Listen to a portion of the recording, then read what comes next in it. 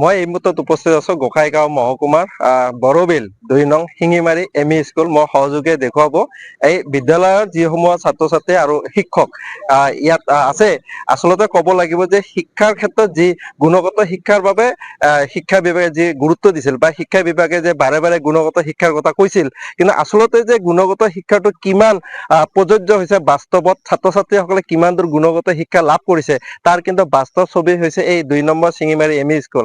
কাৰণ দুটাকৈ মাধ্যম ইয়াত আছে, বড়ো আৰু অসমীয়া মাধ্যম। কিন্তু আমি লাভ কৰা তথ্য মতে যে এই বিদ্যালয়খনৰ বড়ো মাধ্যমত মাত্ৰ এগৰাকী শিক্ষয়িত্ৰী আৰু অসমীয়া মাধ্যমত 3 গৰাকী শিক্ষক আছে, প্ৰধান শিক্ষককে ধৰি, কিন্তু গণিত আৰু বিজ্ঞান শিক্ষক নাই। মোৰ এতিয়া প্ৰধান শিক্ষক গৰাকী আছে, মই আচলতে জানিবলৈ যত্ন কৰিম এবাৰ। ছাৰ, আপোনাৰ স্কুলখনৰ কি নাম আৰু আপোনাৰ কি নাম? মোৰ নাম শ্ৰী দুলু চৰেন।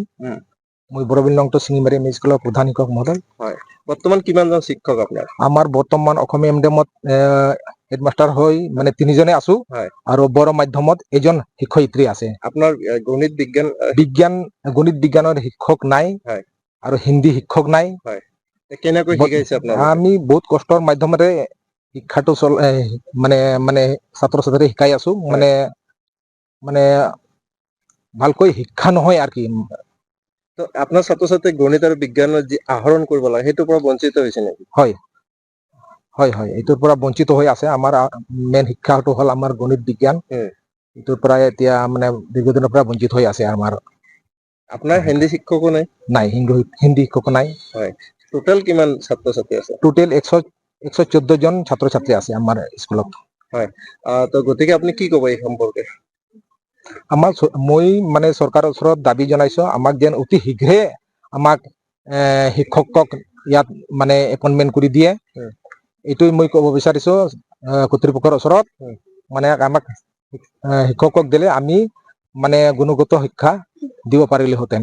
ধন্যবাদ জনাইছো। হয়, এটা গুৰুত্বপূৰ্ণ কথা ক'ব লাগিব যে আচলতে বিজ্ঞান আৰু গণিত নোহোৱাকৈ কেনেকুৱাকৈ স্কুল চলে। মোৰ সৈতে আন এগৰাকী সহকাৰী শিক্ষক আছে, আচলতে আমি জানিম।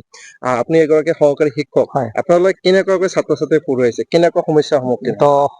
সমস্যা আমি বহুত মানে সমস্যাৰ সন্মুখীন হওঁ। আমি মানে শিক্ষাদান কৰোঁতে আমাৰ বহুত মানে টিচাৰ যিহেতু কম, হেড ছাৰ এনেকুৱা হয়, আজিয়ে মানে কিবা এটা নিৰ্দেশ আহে যে অফিচত যাব লাগে, কিবা কৰিব লাগে, অমুক তমুক কৰিব লাগে। হেড ছাৰৰ মানে তেনেকুৱা স্কুলত ক্লাছ কৰিব সময় তেনেকুৱাও নাপায়। তথাপিও ছাৰে যিমান পাৰে চেষ্টা কৰে, আমাক হেল্প কৰে। আমি এছিষ্টেণ্ট টিচাৰ অসমীয়া মিডিয়ামত 2 জন আৰু বড়ো মিডিয়ামৰ 1 জন আছে, আমাৰ বাইদেউ আছে। তো আমি মানে যথেষ্ট ক্লাছ কৰোঁ, কিন্তু আমি সবচে প্ৰব্লেমটো মেথ চাইন্সত বেছিকৈ পঢ়োঁ আৰু কি।